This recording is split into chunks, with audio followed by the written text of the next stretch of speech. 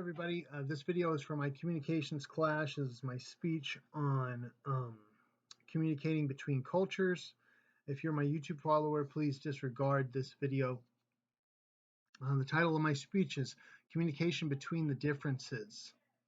In this, I'll be talking about high context cultures and low context cultures in this video, and the differences between them. And so even though culture could be, you could be two dissimilar cultures but speaking the same language, you may read what that person is saying differently than what they're actually meaning. So for example, high context cultures a yes will mean yes, a yes could mean maybe, a yes could be no, not always saying the word yes, but implying something as a yes. For example, if you go to a job interview and at the end of your interview, the employer may say, we'll give you a call, or we'll call you. So someone from a high context culture may take that as, oh, they liked me, they're considering me, they will call me, or they liked me enough and they're going to call me, they might call me, or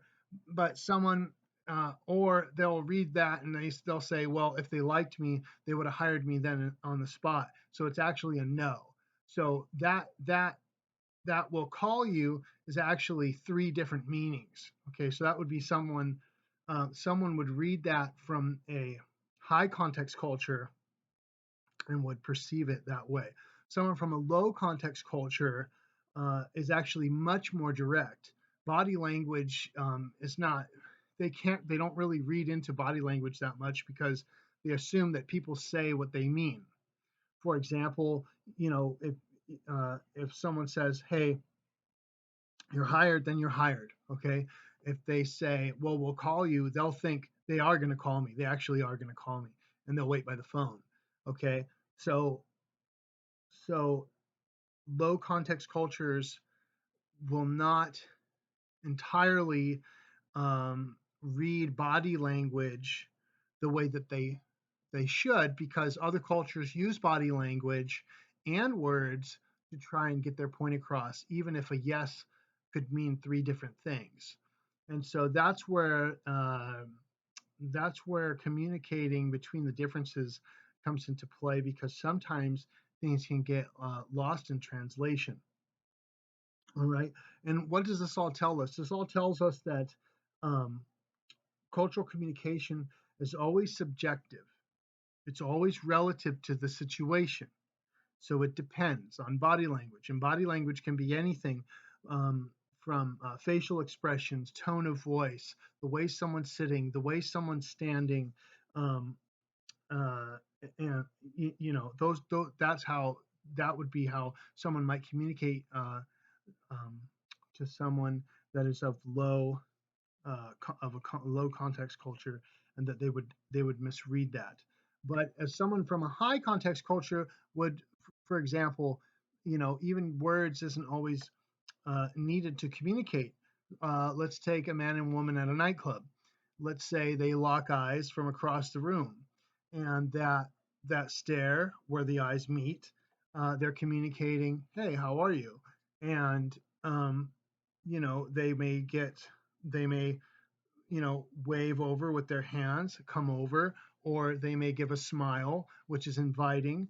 And then just from those interactions of body language without saying a word, they'll meet each other, and because they were either attracted to each other or welcoming to one another, in order to to talk. And so body language is a huge part in intercultural communication. And sometimes, because some cultures can speak as if they're angry when really they're not, that's just how that culture talks. Or another culture would be, can express exactly how they feel, they can articulate it very well. Whereas another culture, even though they're speaking the same language, it may not be their original cultural language. Though they're speaking that language, they're not getting their point across as well because they might not be speaking the language as efficient as you are. And so they use body language to help them explain what they're trying to say. However, oftentimes people don't just want us to listen to them; they want us to understand them. And just because someone's speaking doesn't mean and doesn't mean that we understand them. We could just be listening to them and not really get the full gravity of what they mean. Conversing with people can, sometimes get misconstrued through cultural differences.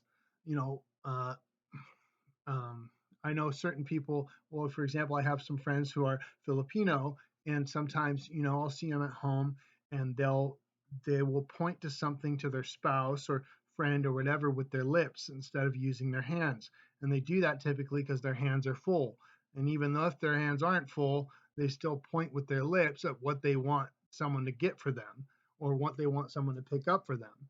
And that's a culturally learned thing. And so cultural communication is always subjective. It's always relative, um, and it depends on the situation, and sometimes things can be misread. But that's where you have to meet between the differences and try to understand each culture, because we live in America today and we live in a melting pot of cultures, and it will definitely help us if we all know the prompts and cues of each different culture so that we can communicate more effectively. Thank you.